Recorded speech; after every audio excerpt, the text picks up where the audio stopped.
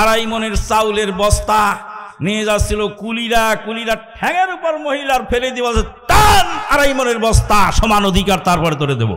আড়াই মনের চাউলের বস্তা মাথায় করে টানো, আগে সমান অধিকার দেবো। এতকাল তো তোমরা বাচ্চা ধারণ করেছো পেটে, এবার পুরুষের পেটে বাচ্চা ধারণ করার ব্যবস্থা করে দাও। এটা কি আদৌ সম্ভব? অসম্ভব। সম্মানিত উপস্থিতি, এই বাস্তবতা যারা বোঝে না তারাই হলো পশু, তারা মানুষ নয়। আত্মাহারিক টিভি, ওহির আলোয় উদ্ভাসিত জীবনের জন্য। আল্লাহ পাক নারী এবং পুরুষকে সৃষ্টি করলেন দুই দলকে আলাদা তবিয়ত দিয়ে। চলন বলন, খাওয়া দাওয়া, বুঝা পড়া, হিসাব কিতাব, দুইজনকে বানালেন মাল ম্যাটেরিয়ালসের অনেক ডিফারেন্স। একটা উদাহরণ দিলে আপনি বুঝতে সহজ হবে। আপনি আর আপনার স্ত্রী খেতে বসেছেন, আর আপনার আদরের ছেলে ওখানে চট করে বাথরুম করে ফেললো। আপনি কি বলবেন? আপনি বলে মারবেন যারে তোর। আর আপনার স্ত্রী কি করবে? আপনার স্ত্রী হাত ধুয়ে আসে ওই বাচ্চাকে পরিষ্কার পরিচ্ছন্ন করার কাজে, খাওয়া বাদ দিয়ে কি হবে। কিন্তু আপনার যে এত ঘৃণা লাগলো, আপনার যে এত নাকে গন্ধ লাগলো, কারণ কি? আর উনার লাগে না কেন? আল্লাহ পাক সৃষ্টি করার সময় নারী এবং পুরুষের তবিয়ত আলাদা করে দিয়েছেন। নারীদের নাকের ঘ্রাণ শক্তি কমিয়ে দিয়েছেন, যাতে এই কাজগুলি তার জন্য করা সহজ হয়ে যায়। নারীদের দেহ হলো নরম, আর পুরুষের দেহ হলো শক্তিশালী। আমরা মাঝে মাঝে উদাহরণ দিই, একটা টায়ার, একটা টিউব। টায়ারটা শক্ত না টিউবটা শক্ত? টায়ার শক্ত, বাইরে থাকে, কাদা মাটি ঝড় তুফান সব কি হয় টায়ারের উপর দিয়ে যায়। টিউব থাকে ভিতরে লুকিয়ে, ভিতর থেকে টিউব বাতাস আটকে রাখে, আর টিউবকে প্রোটেকশন দেয় টায়ার। ভাইয়ের আমার, আল্লাহ রাব্বুল আলামিন শারীরিক, দৈহিক, মানসিক ফিটনেস আলাদা করে দিলেন। আর একটা উদাহরণ দিলে সহজ হয়ে যাবে। একটা হলো পানের গাছ, আর একটা হলো লেসু গাছ। লিচু গাছ, আম গাছ, জাম গাছ, কাঁঠাল গাছ, এগুলি গাছ। আবার পানের গাছও গাছ, আঙ্গুরের গাছও গাছ।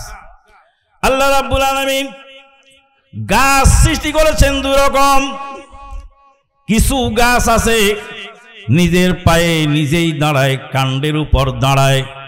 আর কিছু গাছ আছে লতা হয়ে বয়ে যায়, অপর গাছের সহযোগিতা ছাড়া সে উপরে উঠতে পারে না।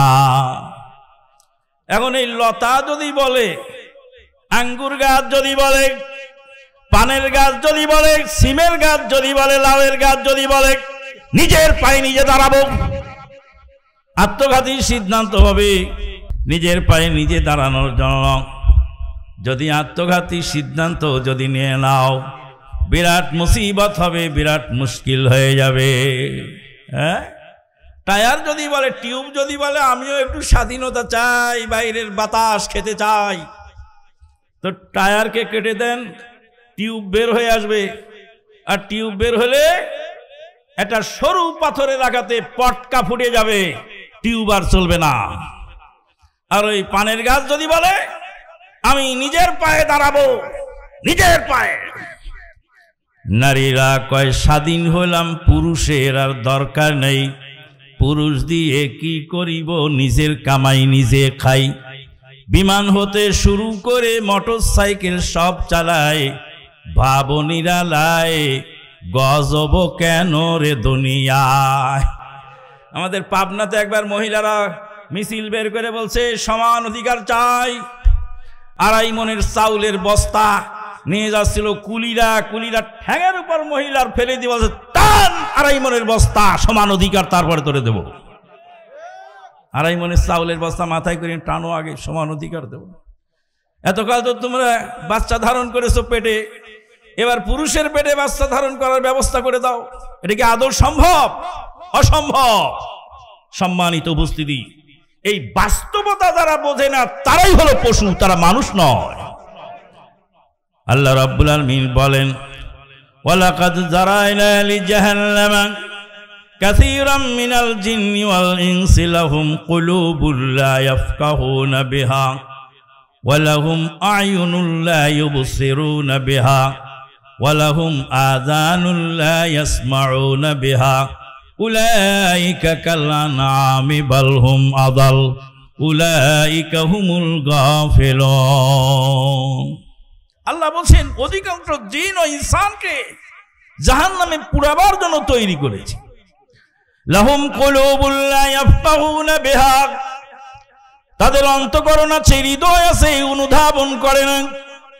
চোখ আছে, চোখ দিয়ে দেখে না। কান আছে, কান দিয়ে শোনে না। ধানের গাছ আপনি লাগালেন, ধানের গাছে ধান হলো, চিটা হলো, ধানটা যত্ন করে গোলায় তুলে নিলেন, আর চিটাগুলি চুলার পারে দিলেন পুরাবার জন্য। আল্লাহ রাব্বুল আলামিন মানব জাতিকে খেলাফত দিয়ে সৃষ্টি করেছেন। মানব জাতি খেলাফত যখন ভুলে গেল, মানুষ যখন নিজের মন মর্জি মতো চলা শুরু করল, মানুষের মনুবতা বোধ যখন থাকলো না, তখন সে জাহান্নামের খড়ি ছাড়া কোনো উপায় নাই।